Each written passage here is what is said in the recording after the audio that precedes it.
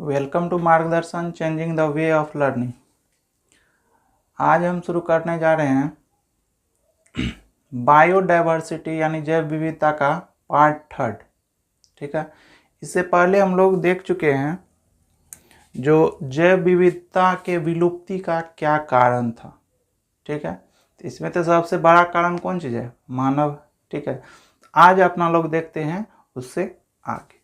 ठीक है, तो देखिए आज अपना लोग देख रहे हैं IUCN की लाल आंकड़ा श्रेणी क्या होता है। रेड डाटा सूची बताए थे ना। IUCN जो है एक संस्था है, अंतर्राष्ट्रीय संस्था है IUCN। ठीक है, ये क्या है? एक अंतर्राष्ट्रीय संस्था है जो कि जैव विविधता या जैव संरक्षण का कार्य करती है।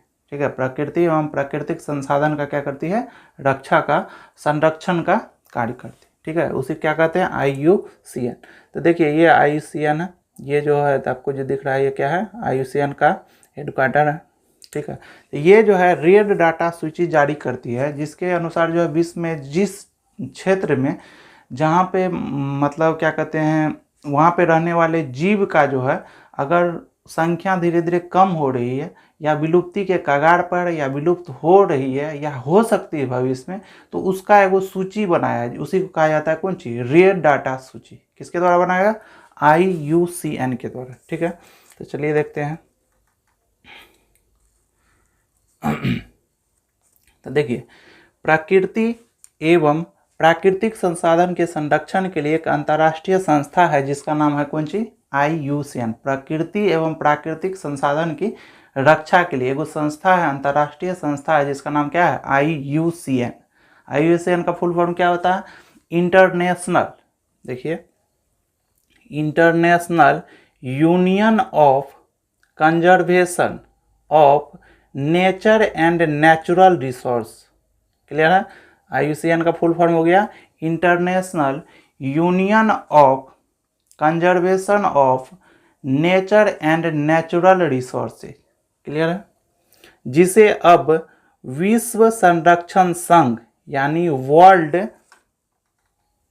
वर्ल्ड कंजर्वेशन यूनियन WCU भी कहा जाता है। ठीक है, IUCN का दूसरा नाम कौन? उसे अब क्या कहा जाता है?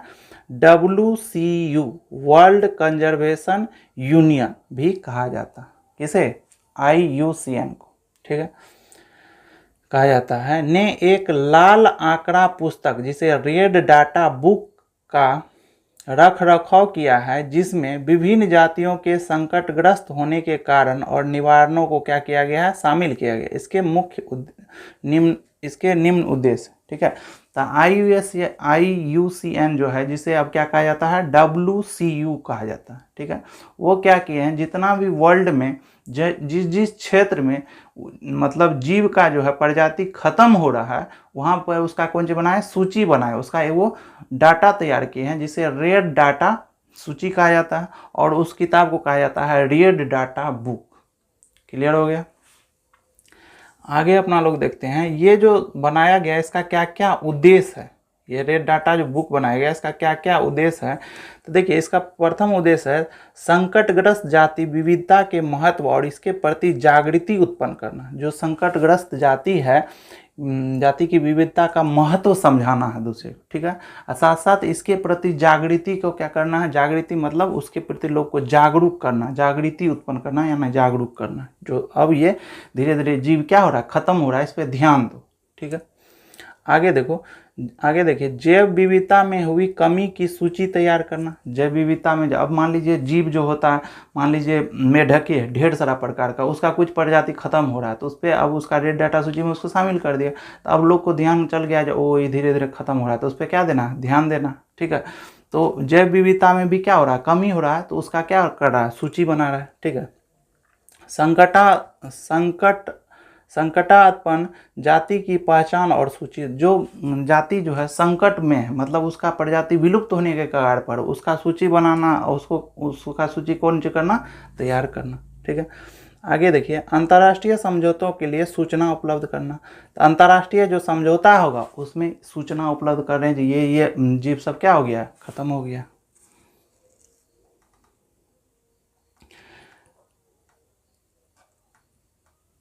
आगे देखिए, IUCN ने 8 जातियों को लाल सूची में सम्मिलित किया। उसमें जो विलुप्त हो गया है सो विलुप्त में जो है मतलब वन में जो विलुप्त हो गया सो सूक्ष्म रूप से जो संकटात्मक है, जो उसमें थोड़ा थोड़ा अभी मतलब हुआ है, संकट उत्पन्न हो रहा है, विलुप्ति शुरू हुआ वो, और जो संकटात्मक है मतलब जो संकट में है, विलुप्ति के कगार पर है, वो अति संवेदनशील, जो बहुत कम बचा है, कम संकट, आंकड़ा रहित एवं मूल्यांकन रहित, ये सब भाग में उसको क्या किया गया, जितना भी जीव है उसको क्या कर दिया गया, बांटा गया।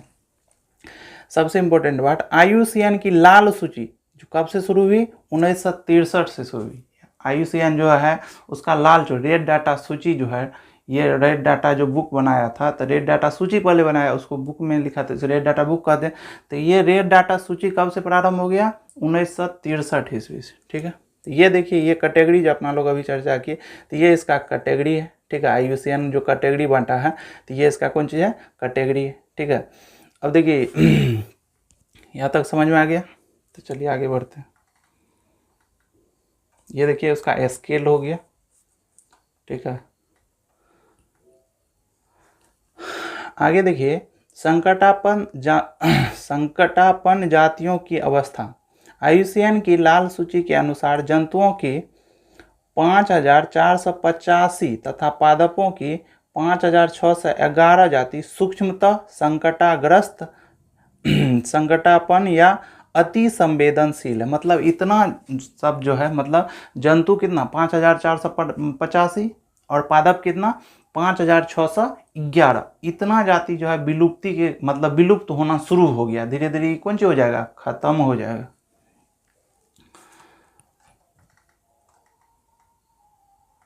ठीक है, इसी में जो है 925 क्या है, जंतु है, और 1014 पादप की जाता है जो है सूक्ष्मतः संकटापन्न है, मतलब उसमें थोड़ा थोड़ा विलुप्ति शुरू हुआ। क्लियर है। आगे देखिए, IUCN की लाल सूची के अनुसार पिछले 500 वर्षों में 784, ये क्वेश्चन पूछा जाता है, IUCN के लाल सूची के अनुसार पिछले 500 वर्षों में कितना जातियां जो है विलुप्त हुई है, तो कितना जाता विलुप्त हुई है, 784 जातियां विलुप्त हुई है, जिसमें 338 कशेरुकी की, 359 अकशेरुकी की, और 87 कौन चीज़ है, पादप। पहले भी अपना लोग देख चुके हैं। ठीक है, आगे देखिए, अत्याधुनिक विलुप्तियों में डोडो, ये बात याद रखना, अत्याधुनिक नया नई जो विलुप्त हुआ है उसमें मॉरिशस का कौन सा पक्षी है, डोडो पक्षी। मॉरिशस का कौन सा पक्षी है, डोडो, मॉरिशस का डोडो पक्षी। ठीक है, उसके बाद अफ्रीका का क्वेगा, अफ्रीका का कौन सी, क्वेगा। ठीक है, और ऑस्ट्रेलिया का कौन सी, थाइलेसीन। ठीक है, और एस्टेलर, रूस का कौन सी, एस्टेलर समुद्री गाय। ठीक है, ये सब क्या हो गया, नया नया विलुप्त हुआ है। तो इसमें तो आपको याद रखना कौन चीज, मॉरिशस का डोडो। ठीक है, अफ्रीका का क्वेगा भी याद रखेंगे, और ऑस्ट्रेलिया का थाइलेसीन याद रखेंगे, और रूस का कौन चीज याद रखेंगे, एस्टेलर समुद्री गाय। इसके साथ साथ बाघ का 3 प्रजाति जो था, बाघ का 3 गो प्रजाति था, वो भी विलुप्त हो गया। कौन कौन, बाली, जावा और कैस्पियन। बाघ का 3 गो प्रजाति था, कौन कौन, बाली, जावा और कैस्पियन। ये तीनों प्रजाति जो है बाघ का क्या हो गया, विलुप्त हो गया। ये नया नया विलुप्त हुआ।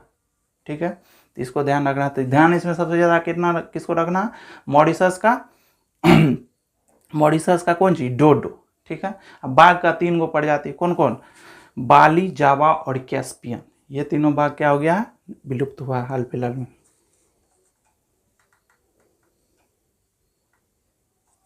अगला डाटा देखिए, कह रहा है लगभग 27 जातियां केवल 20 वर्षों में विलुप्त। पिछला 20 वर्ष में लगभग 27 गो जाति क्या हो गया, विलुप्त हो गया, खत्म हो गया।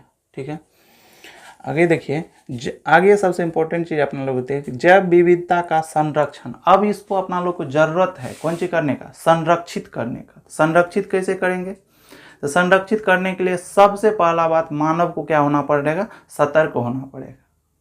ठीक है, मानव को क्या होना पड़ेगा, सतर्क होना पड़ेगा। जो अति दोहन किसी भी चीज का, मतलब किसी भी चीज का अति दोहन नहीं करना। ठीक है, प्राकृतिक जो चीज है उसका अति दोहन नहीं करना। ठीक है, उसका उपयोग करना, लालच में आकर उसका अति दोहन नहीं करना। ठीक है, पेड़ पौधा काट रहे हैं, ठीक है, फल खा रहे हैं, ठीक है, लेकिन पेड़ पौधा को जड़े से काट दो, तभी क्या हो गया, खतरनाक हो जाएगा। जैसे मान लीजिए अपना लोग देखें, पुष्पा मूवी में देखें, क्या देखें, जो मतलब पेड़ पौधा को चंदन के लकड़ी के लिए क्या रहा, काट रहा, ठीक है, तो ठीक है, लकड़ी के लिए काट रहा था, ठीक है, लेकिन उससे तो फिर वन्य जीव जो उस पर आश्रित तो उसका भी तो नाश हो रहा है। तो उसमें भले फिल्म में पुष्पा झुकेगा नहीं, लेकिन रियल लाइफ में क्या होगा, पुष्पा को झुकना पड़ेगा। तो आगे देखते हैं अपना लोग, जैव विविधता का कौन चीज, संरक्षण। तो देखिए, संरक्षण का अर्थ है जैव मंडल के मानवीय प्रयोग की व्यवस्था जिसमें मनुष्य, ये देखिए क्या लिखा गया, मनुष्य, ठीक है, मनुष्य की वर्तमान पीढ़ी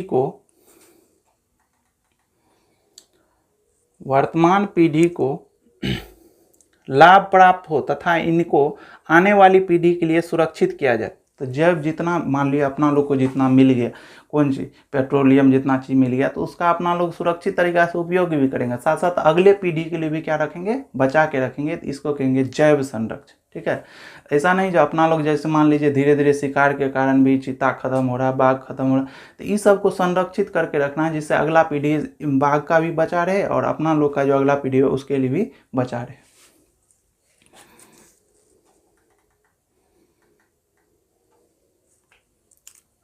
आगे देखिए, संक्षेप में यह कहना उचित है कि जैव मंडल से इसे बिना हानि पहुंचाए अत्यधिक लाभ प्राप्त करने की तकनीकों का प्रयोग ही संरक्षण है। संक्षेप में हम कह सकते हैं जैव मंडल को बिना हानि पहुंचाए, जैव मंडल को बिना हानि पहुंचाए इससे लाभ, अत्यधिक लाभ मतलब प्राप्त करना, ये कौन चीज़ है, संरक्षण। मतलब उससे फायदा भी ले रहे हैं लेकिन उसको भी संरक्षित कर रहे हैं, उसको खत्म करने का प्रयास नहीं कर रहे हैं, तब इसको अपना लोग क्या कहेंगे, संरक्षण कहेंगे। आगे देखिए, संरक्षण के उद्देश्य, वन्य जीव संरक्षण के प्रमुख 3 उद्देश्य निम्नलिखित है। संरक्षण का उद्देश्य क्या क्या है, तो वन्य जीव संरक्षण के प्रमुख 3 उद्देश्य क्या क्या है उसके बारे में देख लेते हैं, ठीक है। तो देखिए, पहला बात है आवश्यक पारिस्थितिक प्रक्रिया तथा जीवन रक्षी तंत्र, जैसे हो गया जल, वायु, मृदा का संतुलन बनाए रखना, ठीक है।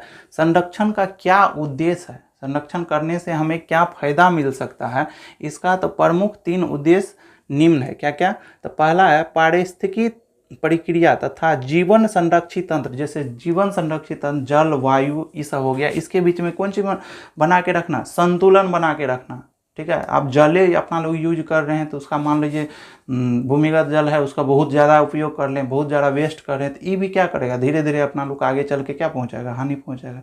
तो दोनों के बीच में क्या करना है, संतुलन स्थापित रखना है, पारिस्थितिकी तंत्र और ये जो जलवायु मृदा है इसके बीच में, ठीक है। आगे देखिए, विश्व के जीव के अनुवांशिक पदार्थ के परिसर या जातियों की विविधता को क्या करना, संरक्षित करना। तो विश्व का जितना भी जीव है उसका जो है अनुवांशिक पदार्थ और परिसर तथा जातियों की विविधता, उसका जाति का जो विविधता है उसको संरक्षित करना, ठीक है। आगे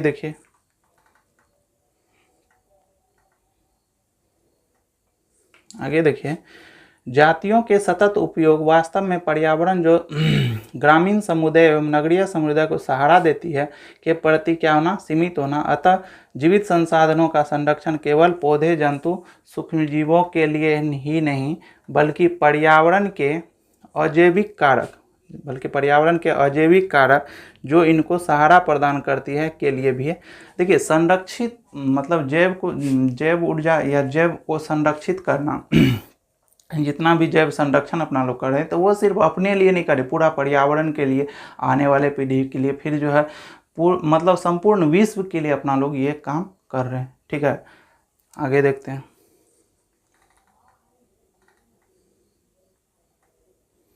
जैव विविधता के संरक्षण की विधियां। अब देखिए, जैव विविधता को कैसे संरक्षित कर सकते हैं अपना, ठीक। जैव विविधता मतलब जैसे मान लीजिए बाघ की ढेर सारी जाती है, क्या कहते हैं, पक्षी का ढेर सारी, उसको संरक्षित अपना लोग कैसे कर सकते हैं। अब देखिए, संरक्षण करने का मतलब ये नहीं हुआ जैसे मान लीजिए क्या कहते हैं, सेब, ये सब सेब हो गया, क्या कहते हैं, संतरा हो गया, ये सब को जैसे मान लीजिए पेड़ पौधा है इसको संरक्षित करना, तो ये जहाँ पे होता है, ठीक है, जहाँ पर होता है वहीं के आसपास इसको हम क्या कर सकते हैं, घेर के मतलब एक जगह बना दिए जहाँ पे ये मतलब कंफर्टेबल है, जहाँ पे हो सकता है। जैसे मान लीजिए पहाड़ी एरिया में होता है, तो पहाड़ी एरिया में ही जितना सेब का पेड़ है उसको क्या करेंगे, जब देखें ख़त्म हो रहा है तो उसको क्या करेंगे, एक जगह सब जगह बहुत बड़ा अथी बना के उसको घेर के उसमें क्या करेंगे, सेब का ढेर सारा पौधा लगेंगे, बगल अगल से जितना भी पौधा है वहाँ पे जाके क्या करेंगे, रोप देंगे। तो ये क्या हो जाएगा, संरक्षित हो जाएगा। एगो तो ये तरीका हुआ। दूसरा क्या तरीका, जैसे मान लीजिए कुछ पौधा यहाँ पे नहीं लग सकता, ठीक है, यहाँ पे इसको संरक्षित नहीं कर सकते, तो जहाँ पे ये लग सकता है वहाँ जाके इसको संरक्षित कर देंगे, वहाँ जाके इसको रोप देंगे, ठीक है, वहाँ जाके इसको क्या करेंगे, संरक्षित करेंगे। तो संरक्षित करने का दो गो तरीका है। एगो क्या है, एगो है इन सीटू कंजर्वेशन, स्व संस्थानीय संरक्षण। दूसरा है बही संस्थानीय संरक्षण, जिसको कहेंगे एक्स सीटू कंजर्वेशन। तो कंजर्वेशन का जो है दो गो तरीका है, इन सीटू कंजर्वेशन, दूसरा ex situ. In situ conservation जहाँ पे है जीव उसी जगह उसको संरक्षित कर दिए, इन सीटू कंजर्वेशन। और जीव को जब मान लीजिए जहाँ पे कंफर्टेबल है वहाँ उसको ले गए और वहाँ पे उसको संरक्षित कर दिए, तो उसको कहेंगे एक्स सीटू कंजर्वेशन, ठीक है। अब पहला अपना लोग देखते हैं वन्य जीव का इन सीटू कंजर्वेशन, स्व संस्थानीय संरक्षण, ठीक है। देखिए, स्व संस्थानीय संरक्षण वन्य जीव के प्राकृतिक आवास में ही किया जाता है, जहाँ रहता है जीव वहीं पे क्या किया जाता है, उसको संरक्षित कर दिया जाता है, ठीक है। अतः इस प्रकार के संरक्षण के लिए प्राकृतिक वनों, चरागाह, मैदान, नदियों, झीलों आदि का भी क्या किया जाता है, संरक्षण आवश्यकता है। इसके लिए इन प्राकृतिक आवासों को निषिद्ध क्षेत्र, प्रोहाइबिटेड एरिया घोषित कर दिया जाता है। निषिद्ध की सीमा के अनुसार इस क्षेत्र को अग्र प्रकार मतलब इसको जो है कई प्रकार से क्या किया जा सकता है, बांटा है। अब देखिए क्या किया जाता है, जैसे मान लीजिए जो जीव जहाँ पे है वहीं पे उसको क्या किया गया, उसके चारों ओर से मतलब चारों तरफ से घेर दिया गया और उसी में कह दिया गया तुम यहीं पे रहो, यहीं पे संरक्षित रहेगा। तो ये हो गया इन सीटू मतलब कंजर्वेशन, ठीक है। तो इसमें क्या किया जाता है, तो इसमें मान लीजिए बहुत सारा जीव को चारों तरफ से घेर दिया, उसमें बाहर से कोई जीव भी नहीं आ सकता है और अंदर से बाहर भी कोई नहीं जा सकता है। तो ये इस तरह का बना दिया है। तो जैसे मान लीजिए राष्ट्रीय उद्यान हो गया, ठीक है, नेशनल पार्क जो बनता है, तो ये सब क्या है, इन सीटू कंजर्वेशन। ये सब कौन चीज़ है, इन सीटू कंजर्वेशन। तो देखते हैं आगे। तो इन सीटू कंजर्वेशन में जो है राष्ट्रीय पार्क आता है, कौन कौन चीज़ आता है, तो इन सीटू कंजर्वेशन में आता है राष्ट्रीय पार्क हो गया, नेशनल पार्क हो गया, अभ्यारण्य हो गया, सेंचुरीज हो गया, जीव मंडल आरक्षित क्षेत्र, बायोस्फीयर रिजर्व हो गया, अलौकिक ग्रुप्स तथा झीलें हो गई, ठीक है। सबसे इंपॉर्टेंट इसमें क्या हो गया, इन सीटू जहाँ पे था वहीं पे इसको संरक्षित करना, ठीक है। तो इसमें कौन कौन चीज़ आ गया, राष्ट्रीय पार्क हो गया, अभ्यारण्य हो गया, ठीक है, उसके बाद जीव मंडल आरक्षित, बायोस्फीयर हो गया, उसके बाद अलौकिक ग्रुप और झील हो गया। ये सब हो गया इन सीटू कंजर्वेशन का उदाहरण, अपना लोग को याद रखना। पहला नंबर आप देख रहे हैं, पहला कौन सा था, राष्ट्रीय पार्क। पहला कौन सा था, राष्ट्रीय पार्क। देखिए, भारत में जैव विविधता समृद्ध क्षेत्रों को राष्ट्रीय उद्यानों, वन जीव अभयारण्यों, जीव मंडल आरक्षितियों के रूप में क्या किया गया, कानूनी रूप से प्रदान किए गए। भारत में अब तक कितना जीव मंडल है, ये बात ध्यान देने वाला। भारत में अब तक 15 जीव मंडल, 90 राष्ट्रीय पार्क और 448 वन्य जीव अभयारण्य, ठीक है। तो ये सब कौन चीज़ है, इन सीटू जहाँ पे है वहीं पे उसको क्या कर दिया गया, संरक्षित कर दिया गया, ठीक है। तो अब अपना लोग देख लेते हैं राष्ट्रीय पार्क कहाँ कहाँ है, थोड़ा सा देख लेते हैं इसके बारे में। तो पहला नंबर का देख लें, कौन सी, इन सीटू कंजर्वेशन में पहला देख रहे हैं अपना लोग, कौन सी, राष्ट्रीय पार्क। राष्ट्रीय पार्क में देखिए क्या होता है, तो राष्ट्रीय पार्क राष्ट्रीय उद्यान वन जीव एवं पारिस्थितिकी तंत्र दोनों के लिए संरक्षण के लिए सुनिश्चित होते हैं, ठीक है। अतः इनमें शिकार करना, पशु चराना पूर्ण रूप से क्या होता है, वर्जित होता है। तो राष्ट्रीय पार्क चारों तरफ से घेरा हुआ, जहाँ पे मतलब जो जीव था वहीं के चारों तरफ घेर दिया, उसमें से बाहर से किसी को आना जाना, जैसे पशु चराने के लिए लोग जाता है, तो इस सब चीज़ के लिए उसमें क्या हो गया, मना हो गया, चारों तरफ से फॉरबिडन निषिद्ध क्षेत्र बना दिया, उसी को क्या कहते हैं, राष्ट्रीय पार्क कहते हैं, ठीक है। इसमें व्यक्तिगत स्वामित्व का अधिकार नहीं दिया जाता है, मतलब पर्सनल आप उसमें नहीं जा सकते, ठीक है, पर्सनली आप नहीं जा सकते। उसके बाद इसकी स्थापना इसकी स्थापना एवं नियंत्रण केंद्र सरकार के अंतर्गत होती है, परंतु इसकी व्यवस्था संबंधित राज्य सरकार के अधीन होती है। अभी तक कुल 90 राष्ट्रीय उद्यान, देखिए अभी तक कुल 90 राष्ट्रीय उद्यान है। इसका जो है मतलब जितना भी नियंत्रण और स्थापना किसके द्वारा किया जाता है, केंद्र सरकार का, लेकिन इसका जो रख रखाव करता है कौन करता है, राज्य सरकार। ठीक है, तो अभी तक कितना राष्ट्रीय उद्यान है, अभी तक लगभग 90 राष्ट्रीय उद्यान। ठीक है, आगे देखते हैं। अब देखिए कुछ राष्ट्रीय उद्यान का यहाँ पे हम लिस्ट बना दिए हैं। जैसे देख लिए ये काजीरंगा राष्ट्रीय उद्यान असम में, इसका क्षेत्रफल 4 से कहाँ कौन कौन जीव पाया जाता है, शेर, तेंदुआ, गेंदा, हाथी, जंगली भैंसा ये सब पाया जाता है। गिर कहाँ पे है, गुजरात में, इसमें बब्बर शेर पाया जाता है। ठीक है, बांदीपुर कहाँ पर, कर्नाटक में, बाघ भालू ये सब पाया जाता है। ठीक है, आगे देख लीजिए दुधवा राष्ट्रीय उद्यान यहाँ कौन से, उत्तर प्रदेश में। तो इस तरह से आप इसका क्या कीजिएगा, लिस्ट वीडियो पॉज करके देख लीजिएगा। तो ये सब आपको राष्ट्रीय उद्यान है जहाँ पे ढेर सारा जीव का क्या किया जाता है, संरक्षण किया जाता है। किस किस राज्य में है ये भी, इसका क्षेत्रफल कितना है ये भी लिखा हुआ। ठीक है, आगे अपना लोग इसी में देख लेते हैं। तो ये सब क्या है, इन सीटू कंजर्वेशन। आगे अपना लोग देख लेते हैं दूसरा इन सीटू कंजर्वेशन, जो कौन चीज़ है, अभ्यारण्य, जिसको इंग्लिश में क्या कहते हैं, सेंचुरीज, जिसे इंग्लिश में क्या कहते हैं, सेंचुरी। ठीक है, देखिए अभ्यारण्य का उद्देश्य केवल वन्य जीव का संरक्षण करना होता है। अतः इसमें अभ्यारण्य में क्या किया जाता है, केवल वन में जो जीव रहता है उसी का संरक्षण किया जाता है। ठीक है, तो अभ्यारण्य में किस जीव का संरक्षण किया जाता है, तो वन्य जीव का संरक्षण किया जाता है। अतः इसमें व्यक्तिगत स्वामित्व, लकड़ी काटना, पशुओं आदि चराने की अनुमति भी प्रतिबंध के साथ दी जाती है। कुछ कंडीशन के साथ इसमें क्या किया जाता है, आप लकड़ी काटने जा सकते हैं। कुछ मतलब ट्रेन रहता है वो सब, तो उस तरह का जो मतलब आदमी रहता है जो ट्रेन बिल्कुल ट्रेन रहता है, तो उस सबको कुछ प्रतिबंध के साथ उसमें लकड़ी काटने, चारागाह करने क्या किया जाता है, दिया जाता है। ठीक है, लेकिन उसमें जो था राष्ट्रीय पार्क में, उसमें बिल्कुल किसी को जाना आना या लकड़ी काटने, चारागाह करने के लिए कोई उसमें बिल्कुल आदेश नहीं था, प्रोविडेंस क्षेत्र। इसकी स्थापना और नियंत्रण संबंधी राज्य सरकार के अधीन होता है। इसका स्थापना भी और नियंत्रण भी, साथ साथ इसका संचालन भी किसके मतलब निर्देश पे किया जाता है, किसका स्वामित्व रहता है इसमें, तो राज्य सरकार का रहता है। ठीक है, अभी तक लगभग कितना अभ्यारण्य है, तो अभी तक भारत में लगभग 448 अभ्यारण्य है जो वन्य जीव का संरक्षण करता है। ठीक है, देखिए कुछ वन्य जीव अभ्यारण्य का जो है अपना नाम लिख दिए हैं। जैसे रणथंभौर हो गया, राजस्थान में है। ये कौन कौन चीज़ का संरक्षण करता है, चीता, बाघ, शेर, तेंदुआ, लकड़बग्घा, भालू, नीलगाय इस सब का। पेरियर अभ्यारण्य कहाँ पे है, केरल में, चीता, बाघ, तेंदुआ इस सब का भी करता है। हजारीबाग वन्य जीव अभ्यारण्य। ठीक है, आगे क्या है, गिर गुजरात में है, शेर सांभर का करता है। नल सरोवर गुजरात में है। पंचमढ़ी मध्य प्रदेश में, बाघ, तेंदुआ ये सब का करता है। दुधवा राष्ट्रीय उद्यान कहाँ है, उत्तर प्रदेश, हाथी, बाघ ये सब का करता है। ठीक है, तो ये सब थोड़ा देख लीजिएगा। तीसरा अपना लोग देखते हैं बायोस्फीयर रिजर्व।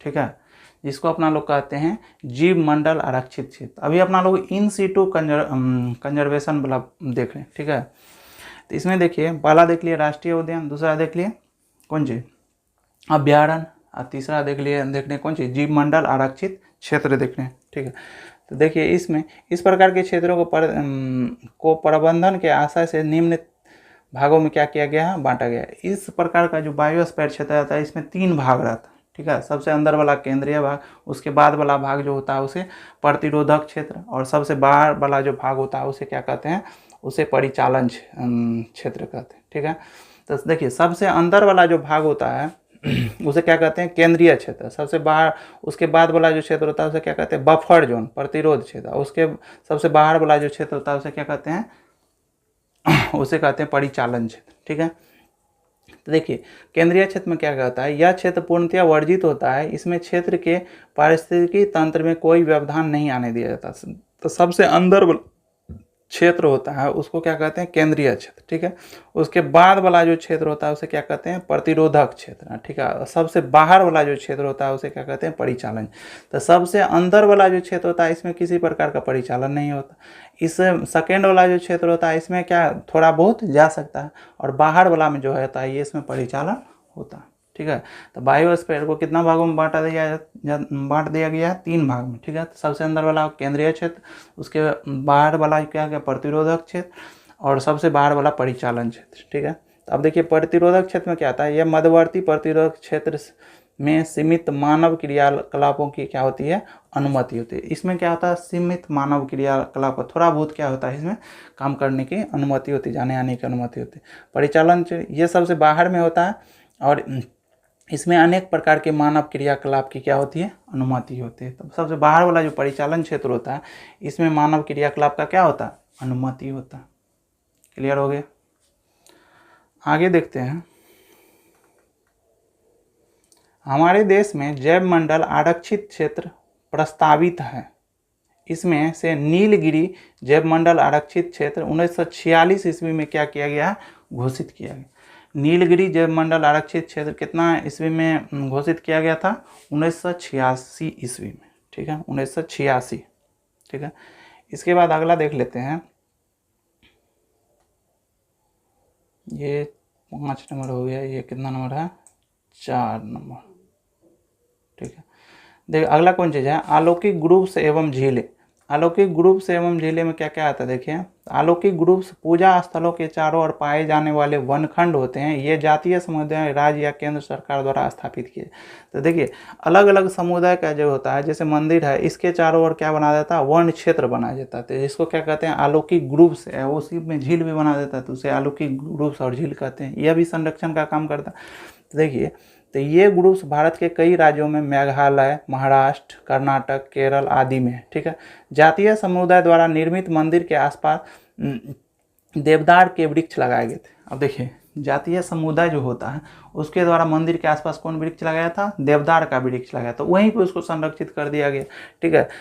तो इसी प्रकार राजस्थान में जो है बिश्नोई समुदाय के लोग जो है प्रोस्पिस और ब्लैक बक को धार्मिक रूप से क्या किया था, बचाया था, ठीक है। तो धार्मिक समुदाय जैसे वैसे भी अपना लोग देखिएगा, मंदिर वंदिर के पास ढेर सारा वृक्ष रहता लगा रहता ना, तो वहाँ पे जल्दी कोई काटवो न करता उसको। तो इस तरह से क्या किया जाता, ढेर सारा वृक्ष जो मतलब विलुप्ति के कगार पर था और मंदिर अंदर के पास था, तो वहीं उसको क्या कर दिया गया, संरक्षित कर दिया गया।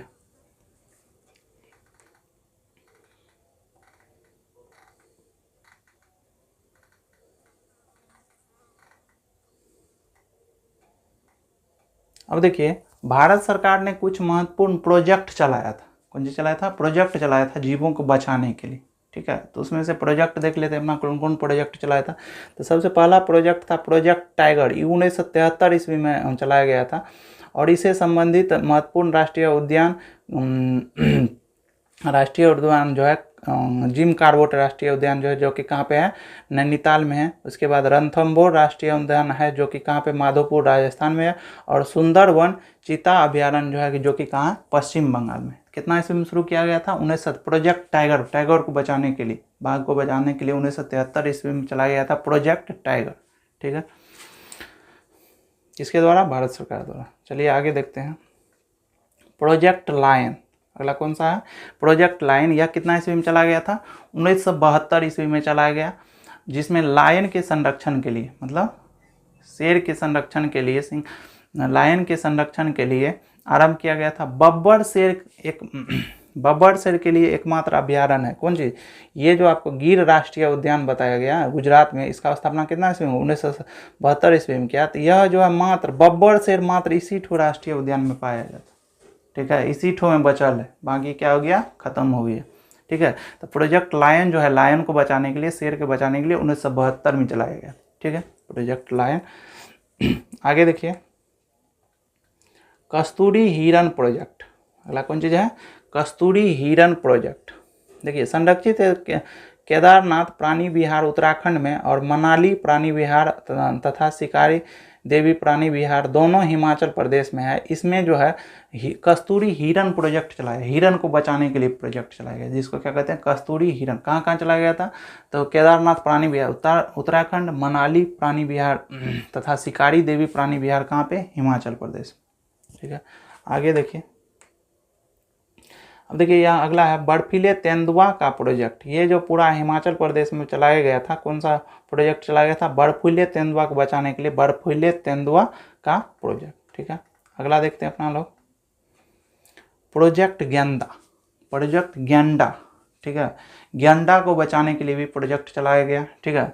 इसके लिए 1987 ईस्वी में शुरू किया था। इसके लिए काजीरंगा राष्ट्रीय उद्यान और शिवसागर जोरहट असम में है, और मानस प्राणी विहार जो कि असम में है क्या किया गया, चयनित किया गया। और इसमें इसके द्वारा कौन सी किसको बचाने का प्रयास किया गया, गैंडा को। गैंडा विलुप्त हो रहा है धीरे, बहुत कम बचा है, उसको विलुप्ति को रोकने के मतलब बचाने के लिए उस कौन सा प्रोजेक्ट चलाया, प्रोजेक्ट गेंदा। उसी प्रकार अगला प्रोजेक्ट चलाया गया प्रोजेक्ट हाथी। ठीक है, यह प्रोजेक्ट जो कितना ईस्वी में चला गया, 1992 ईस्वी में चलाया गया। इससे संबंधित अनेक प्राणी विहार है, जैसे काजीरंगा राष्ट्रीय उद्यान, मानस प्राणी विहार, दोनों कहाँ पे है, असम में। ठीक है, तो हाथी को बचाने के लिए भी 1992 ईस्वी में चलाया गया कौन सी, प्रोजेक्ट हाथी। और कौन कौन उसके लिए अभ्यारण्य शुरू किया गया, तो काजीरंगा राष्ट्रीय उद्यान और मानस प्राणी विहार, दोनों तो कहाँ पे, असम में। ठीक है, इसी में हाथी को संरक्षित किया गया। अगला देख लिए प्रोजेक्ट लंगूर। लंगूर को भी बचाने के लिए प्रोजेक्ट चलाया गया, नाम रखा गया उसका प्रोजेक्ट लंगूर। ये कब कहाँ पर चलाया गया, तो इसके लिए शांति घाटी राष्ट्रीय उद्यान जो कि केरल में है। ठीक है, साइलेंट वैली जिसको कहते हैं, अन्नामलाई प्राणी विहार जो कि केरल में है। इस दोनों में किसको बचाने के लिए मतलब प्रोजेक्ट चलाया गया, तो लंगूर को बचाने के लिए, तो प्रोजेक्ट लंगूर चलाया गया। ठीक है, तो देखिए ये सब इन सीटू था। इन सीटू के बारे में अपना लोग पढ़ लिए। आगे अपना लोग पढ़ते हैं कौन सी, एक्स-C2 कंजर्वेशन ऑफ वाइल्ड लाइफ। ठीक है, तो वन्य जीव का जो है संरक्षण करेंगे, लेकिन वहाँ जहाँ पे है वहाँ पे नहीं, जहाँ पे वो सुरक्षित रह सकता है वहाँ ले जाएंगे, और वहाँ पे फिर उसको क्या किया जाता है, मतलब घेर के संरक्षित किया जाता है। तो इसको कहते हैं एक्स-C2। ठीक है, तो अब देखिए इसके बारे में। इस संरक्षण में संकटापन्न पादपों तथा जंतुओं का उनके प्राकृतिक आवास से अलग एक विशेष स्थान पर उनकी अच्छी देखभाल की जाती है और सावधानी पूर्वक संरक्षित की जाती है। जंतु उद्यान, वानस्पतिक उद्यान तथा वन्य जीव सफारी पार्कों का यही उद्देश्य है। ऐसे बहुत से जंतु हैं जो कि वनों में विलुप्त हो गए हैं, लेकिन जंतु जो है उद्यानों में क्या है, सुरक्षित। बहुत सारा ऐसा जंतु है जो मतलब वन में नहीं है, लेकिन बहुत सारा राष्ट्रीय उद्यान में उसको क्या कर दिया गया है, सुरक्षित किया है। मतलब वहाँ पे वन में देख लिया अभी धीरे धीरे खत्म हो रहा है, तो वहाँ से उठा के जहाँ पे सुरक्षित रहता है राष्ट्रीय उद्यान या ढेर सारा उद्यान में, मतलब क्या किया गया, बना के उसमें क्या किया गया, उसको सुरक्षित कर दिया। तो उसको कहते हैं एक्स-C2 कंजर्वेशन। ठीक है,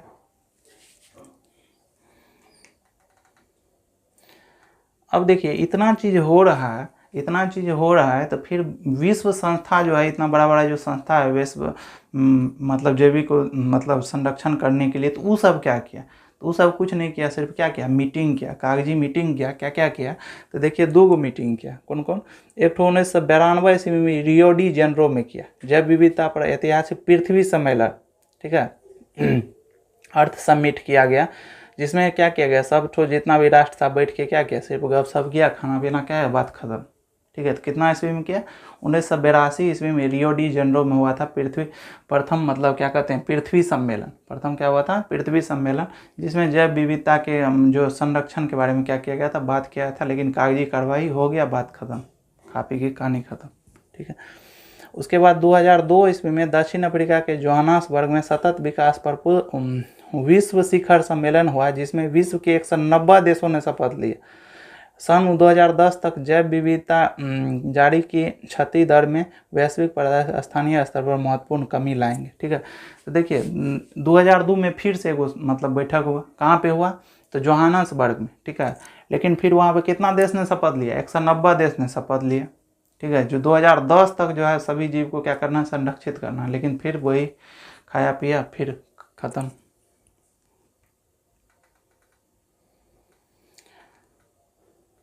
अब देखिए वन्य जीव के संरक्षण के लिए कुछ सरकारी संस्था भी आए, कुछ क्या हुआ, गैर सरकारी संस्थान भी है।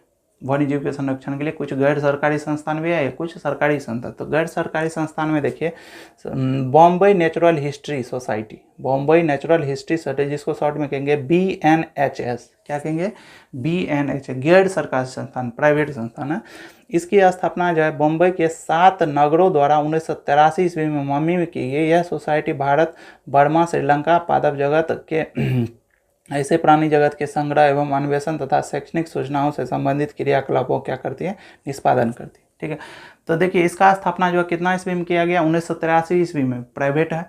कितना ईस्वी में किया गया, 1983 ईस्वी में। कहाँ पे, बम्बई में। नाम क्या है इसका, Bommai natural history society, BNHS, ठीक है। ये भी क्या करता है, ये जो है जितना भी भारत और बर्मा और श्रीलंका में पादप जगत और जंतु जगत जो भी विलुप्त हो रहा है उसको क्या करता है, संरक्षित करने के लिए क्या किया, ये प्रयास किया, ठीक है। अगला प्राइवेट संस्थान है भारतीय वन्य जीवन परिरक्षण सोसाइटी। भारतीय वन्य जीवन परिरक्षण society, Indian wildlife preservation society, जिसको शॉर्ट में क्या कहेंगे, WPSI। ये भी प्राइवेट संस्थान है, WPSI। इसकी स्थापना जो है देहरादून में की गई। यह अनेक शैक्षणिक अन्वेषण संबंधी क्रियाकलापों के साथ साथ शीतल नामक द्विभाषी त्रैमासिक पत्रिका भी निकालती है, ठीक है। तो ये भी एक संस्था है जो कि क्या करती है, जैव संरक्षण के लिए अपना क्या की, मतलब आगे आई और संरक्षित करने के लिए क्या की, ढेर सारा प्रयास की, ठीक है। तो ये हो गया गैर सरकारी संस्था। इसके बाद कुछ सरकारी संस्थाएं भी है जो इसके लिए काम करती है, ठीक है। तो इसमें पहला है zoological survey of India, ZSI, ठीक है। जूलॉजिकल सर्वे ऑफ इंडिया, जिसका नाम क्या है, ZSI। इसकी स्थापना 1916 ईस्वी में कहाँ की गई, कलकत्ता में की गई। यह भी क्या करती है, संरक्षित करने का काम करती है, ठीक है। तो इसका उद्देश्य भारतीय प्राणी जगत सर्वेक्षण, पर्यवेक्षण एवं अनुसंधान करना है। वर्गीय अध्ययन, संकटात्मक जाति की अवस्थिति का सर्वेक्षण, परिणामों का शोधन, पत्रिकाओं तथा भारत की जंतु संपदा के रूप में प्रकाशन इसकी प्रमुख गतिविधियों में सम्मिलित है, ठीक है। तो ये ढेर सारा क्या करती है, रिसर्च करती है, प्राणी जो मतलब संकट उत्पन्न हो रहा है उसका क्या बनाती है, सूची बनाती है और पत्रिका में प्रकाशित करके लोगों को क्या करती है, जागरूक करती है, ठीक है। तो क्या नाम है संस्था का, ZSI। कितना ईस्वी में हुआ, 1916 ईस्वी में। कहाँ इसकी स्थापना हुई, कलकत्ता में, ठीक है। अगला एक वो सरकारी संस्थान है, नाम है इसका भारतीय वन्य जीवन संस्थान, wild life institute of India, WLI, ठीक है। इसकी स्थापना भारत सरकार की, देखो आकार लिखा गया, भारत सरकार, ठीक है, भारत सरकार के वन एवं पर्यावरण मंत्रालय द्वारा 1982 ईस्वी में देहरादून में किया गया। इसका प्रमुख उद्देश्य क्या है, वन्य जीवन के क्षेत्र में शोध करना, ठीक है। तो एक और भारतीय मतलब सरकारी संस्थान है, नाम है उसका WLII। इसका स्थापना कितना ईस्वी में किया गया, 1982 ईस्वी में, ठीक है। अगला राष्ट्रीय सरकारी संस्थान है भारतीय वन्य जीव परिषद। इंग्लिश में से क्या कहेंगे, इंग्लिश में कहेंगे Indian board of wild life, IBWL। इसका शॉर्ट फॉर्म क्या होता है, IBWL, ठीक है। इसकी स्थापना 1949 ईस्वी में केंद्रीय वन्य जीवन परिषद के नाम से परामर्शदात्री समिति के रूप में हुई। 1952 में इसका नाम बदलकर वन्य जीवन परिषद कर दिया गया और इसके परिषद में 1972 ईस्वी में वन्य जीव संरक्षण अधिनियम बनाया गया, जिसे सभी राज्यों में क्रियान्वित किया गया। इसी संस्थान को 1991 ईस्वी में 44वें अधिनियम के रूप में क्या किया गया, लागू किया गया, ठीक है। तो टोटल मिला के आपको याद रखना है ये सब क्या है, सरकारी संस्थान है। कौन कौन, तो IBWL और कौन सी, WLII और ZSI, ठीक है। ये सब क्या है, सरकारी संस्थान है जो कि जैव विविधता में हो रही क्षति को या विलुप्तता को क्या कर रही है, उसके प्रति लोगों को जागरूक कर रही है। ढेर सारा प्रकाशन मतलब क्या कहते हैं, पत्रिका में प्रकाशित करके लोगों को जागृत कर रही है, उसके बचाने का प्रयास कर रहे हैं, ठीक है। तो ये चैप्टर आज यहीं पे ख़त्म हो जा रहा है, ठीक है। तो ठीक है, तो आज रहने देते इतना ही। मिलते हैं नेक्स्ट वीडियो में नेक्स्ट चैप्टर के साथ, नई एनर्जी के साथ। Thank you.